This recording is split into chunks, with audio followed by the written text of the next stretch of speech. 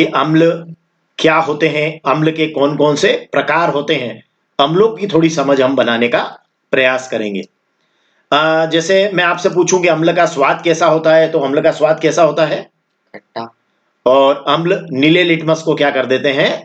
लाल कर देते हैं। तो अम्ल का स्वाद खट्टा और अम्ल जो है वो नीले लिटमस को लाल कर देते हैं। एक्चुअली ये जो खट्टा स्वाद होता है ना, ये अम्ल के कारण ही होता है। उसके अंदर जो एसिड होता है उसके कारण ये स्वाद खट्टा होता है।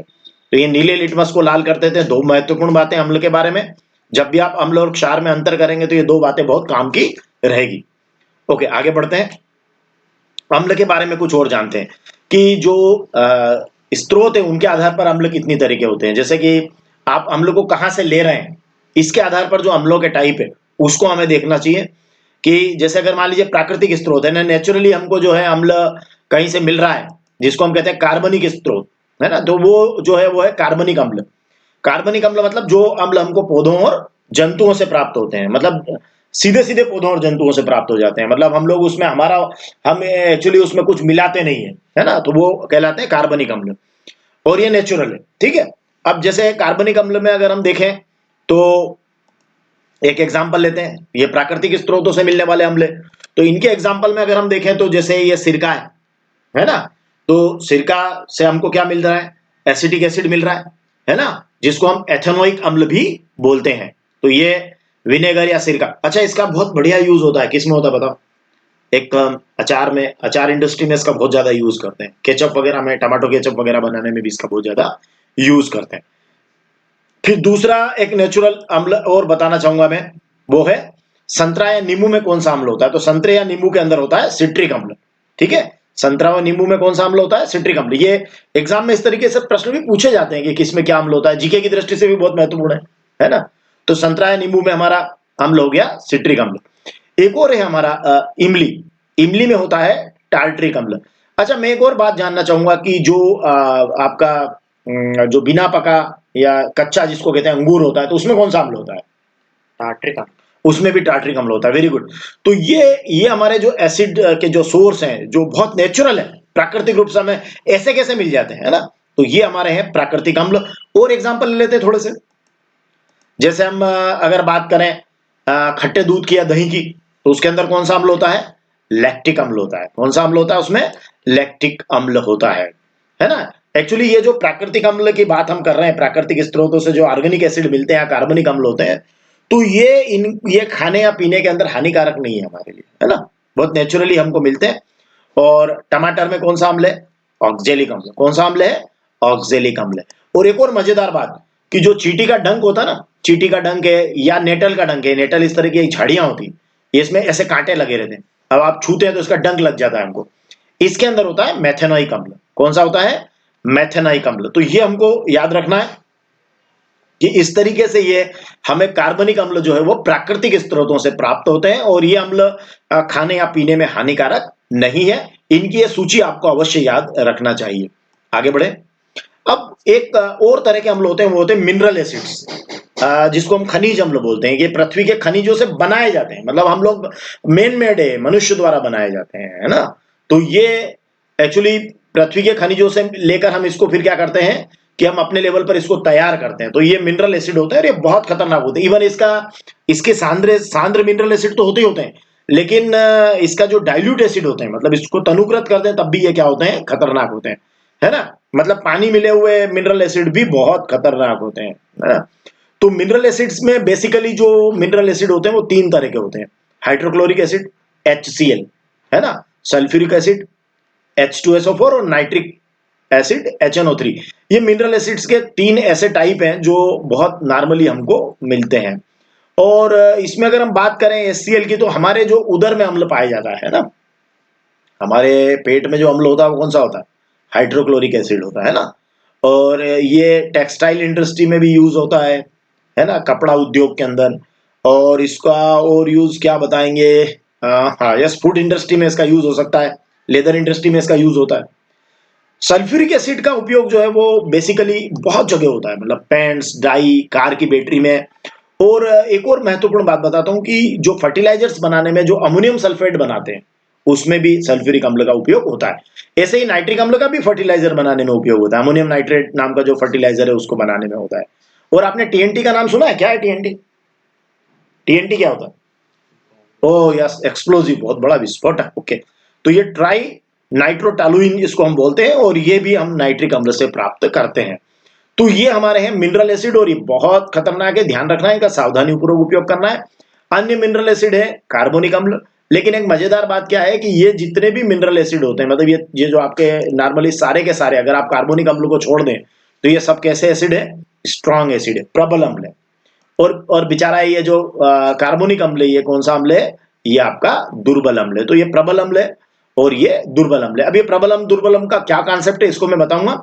उसके पहले आपके मन में विचार आ रहा होगा कि अभी जो हमने प्राकृतिक स्रोतों से जो अम्ल लिए थे, जिसको हमने कार्बनिक अम्ल कहा था, क्योंकि खनिज अम्ल को हम बेसिकली कहते हैं कि ये कार्बनिक नहीं है, मतलब ये अकार्बनिक अम्ल जिसको हम बोलते हैं, इनऑर्गेनिक। तो जो कार्बनिक अम्ल होते हैं वो किस टाइप के होते हैं? वो प्रबल होते हैं या दुर्बल होते हैं? तो हमें कहना है कि सभी कार्बनिक अम्ल जो होते हैं वो दुर्बल होते हैं। जैसे अभी हमने जो जिसकी बात करें इमली, या अंगूर से हमें मिला, या हम जिसकी बात कर रहे थे खट्टे दूध या दही से जो हमको मिल रहा था, या नींबू से जो मिल रहा था, है ना, citric acid, tartaric acid, oxalic acid, ये सब क्या है? दुर्बल अम्ल है। मतलब सभी कार्बनिक अम्ल दुर्बल होते हैं। अब प्रबल अम्ल और दुर्बल अम्ल का कॉन्सेप्ट क्या है, इसको हमें समझना पड़ेगा कि क्या कॉन्सेप्ट है प्रबल अम्ल और दुर्बल अम्ल का। तो देखिए, इसको देखते हैं, प्रबल और दुर्बल अम्ल का कॉन्सेप्ट समझने की कोशिश करते हैं। प्रबल अम्ल का मतलब ये है कि जैसे हमने कहा ना कि प्रबल अम्ल मतलब सारे जो मिनरल एसिड्स हैं वो कार्बोनिक को छोड़कर, तो वो क्या करते हैं? प्रबल अम्ल क्या होते हैं कि वो आ, जल में पूरी तरह से आयोनाइज्ड हो जाते हैं, मतलब आयनीकृत हो जाते हैं, है ना, मतलब उनके आयनों में विभक्त हो जाते हैं वो जल में पूरी तरह से, मतलब प्लस माइनस अलग अलग करना जिसको कहते हैं ना अपन, आयोनाइजेशन करना। तो जल में कंप्लीटली आयोनाइज्ड हो जाते हैं और बड़ी मात्रा में हाइड्रोजन आयन बनाते हैं, तो हम कहते हैं इनको प्रबल अम्ल है। अब इसका फायदा क्या है कि बड़ी मात्रा में जब हाइड्रोजन आयन बनाएंगे तो हम कहेंगे कि इनकी विद्युत चालकता भी उच्च होती है ना, इलेक्ट्रिक कंडक्टिविटी, और ये धातुओं आदि से तेजी से क्रिया करती, इसी कारण करती। तो जो प्रबल अम्ल है उसमें देखिए आप, ये देखो, ये जो सिंगल तीर है बता रहा है कि इसका पूरी तरह से आयनीकरण हो गया। देखो अभी एक तीर है ना, मतलब ये अभिक्रिया एक ही तरफ हो रही है ना।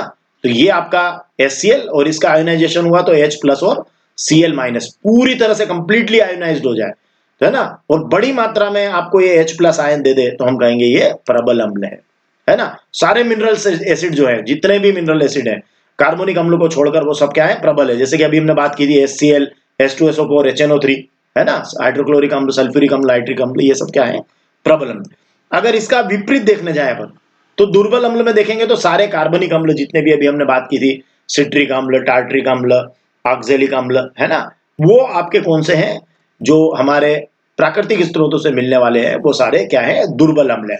और इसमें ये जल में आंशिक रूप से आयनीकृत होते हैं। ये देखो यहां क्या लिखा था, जल में पूरी तरह से आयनीकृत होते हैं, मतलब कंप्लीट आयोनाइजेशन हो जाता है, और बड़ी मात्रा में हाइड्रोजन आयन बनते तो प्रबल है, लेकिन यहां आंशिक रूप से आयनीकृत होंगे और कम मात्रा में हाइड्रोजन आयन बनेगा, तो हम कहेंगे दुर्बल अम्ल है। मतलब इसमें क्या होगा कि जैसे फॉर एग्जाम्पल अगर अपन कहें तो ये यहाँ देखिए, इसको देखिए तो आपको यहां से अच्छे समझ में आ जाए। देखो ये दोनों तरफ तीर लगा उत्क्रमणी का, मतलब ये कंप्लीट आयोनाइजेशन नहीं हुआ है, मतलब H प्लस आयन तो बने पर कम मात्रा में बने, पूरी तरह से आयनीकरण नहीं हुआ है। तो ऐसे में ये वाला जो आप कहेंगे कि ये जो एसिटिक एसिड है, CH3COOH एसिटिक एसिड है, तो यहाँ HCl का आयोनाइजेशन हुआ, यहाँ एसिटिक एसिड CH3COOH का आयोनाइजेशन हुआ, तो आपने कहा यहाँ H प्लस आयन बने, यहाँ भी बने, लेकिन ये कम मात्रा में, ये अधिक मात्रा में है, बड़ी मात्रा में है।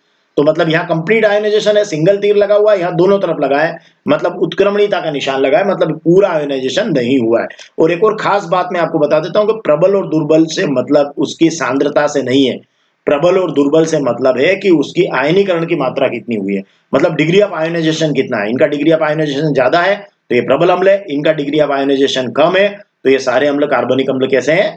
दुर्बल अम्ल है।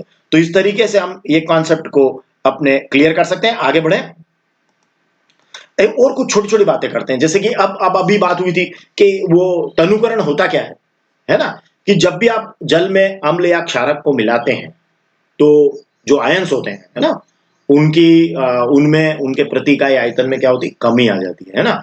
मतलब क्या होता है नॉर्मली, क्या होता है, मैं एक बात बता देता हूं। जैसे मान लो सांद्र अम्ल है ना, तो सांद्र अम्ल में भी, है ना, सांद्र अम्ल के अंदर भी एक मिनिमम अमाउंट ऑफ वाटर तो होता ही है, मतलब एक न्यूनतम मात्रा पानी की होती है।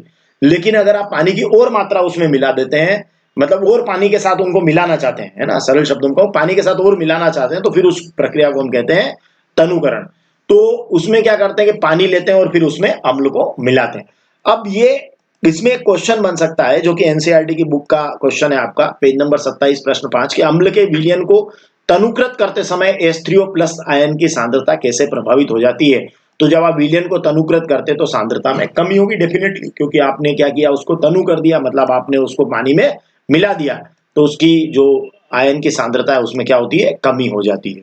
और एक और महत्वपूर्ण बात कि अम्ल को जब आप तनुकृत करते समय हम कहते हैं कि अम्ल को पानी में मिलाना चाहिए, है ना, पानी को अम्ल में नहीं मिलाना चाहिए। ऐसा क्यों, क्यों ऐसा करते हैं कि आप मान लो आपको ऐसा लगे कि चलो ओके एसिड ले लिया और ऊपर से पानी डाल दो, नहीं, आपको पहले पानी लेना है और ऊपर से एसिड डालना है। एक्चुअली उसका कारण क्या है, कि उसका कारण ये है कि जब आप अम्ल को तनुकृत करते हैं तो हम जब सांद्र अम्ल में पानी मिलाते हैं, अगर मान लो आपने अम्ल में पानी मिला दिया तो गलती हो जाएगी। कैसे हो जाएगी कि आप जैसे ही थोड़ा सा पानी मिलाएंगे कि एक ही बार में बहुत बड़ी मात्रा में तेजी से ऊष्मा निकलेगी, है ना। जैसे आपने आपने पानी मिलाया, तो एसिड तो नीचे है, अब आपने उसको पानी मिलाया तो एकाएक क्या होगा, बहुत तेजी से ऊष्मा निकलेगी और पानी की कुछ मात्रा भाप में भी बदल जाएगी। एक्चुअली ऊष्मा निकलेगी मतलब ये क्या है, एक्चुअली ऊष्माक्षेपीय अभिक्रिया है। तो अब पानी की कुछ मात्रा भाप में भी बदल जाएगी और अम्ल तेजी से फैलेगा, और फैलेगा तो हमारे मुंह, चेहरे वगैरह, कपड़े आदि में आदि को जला सकता है, तो क्रिया ऊष्माक्षेपीय है। लेकिन जब हम क्या करते हैं, जब हम पानी ले लें और फिर अम्ल मिलाएं, मतलब अम्ल को पानी में मिलाएं, तो फिर क्या होगा, वो क्रिया क्या होगी, आप क्या करिए, पानी ले लीजिए और धीरे धीरे धीरे धीरे बूंद बूंद बूंद बूंद अगर आप अम्ल मिलाते हैं तो ऊष्मा तो उस समय भी आपको निकलेगी, क्योंकि ऊष्माक्षेपीय अभिक्रिया है। लेकिन क्या होगा कि वो ऊष्मा पानी की बड़ी मात्रा द्वारा धीरे धीरे अवशोषित कर ली जाती रहेगी और हमको खतरा नहीं रहेगा। तो ये भी आपकी एनसीईआरटी की बुक का पेज नंबर 27 क्वेश्चन नंबर 4 है, इसको भी आप अच्छे से देख लीजिएगा। धन्यवाद।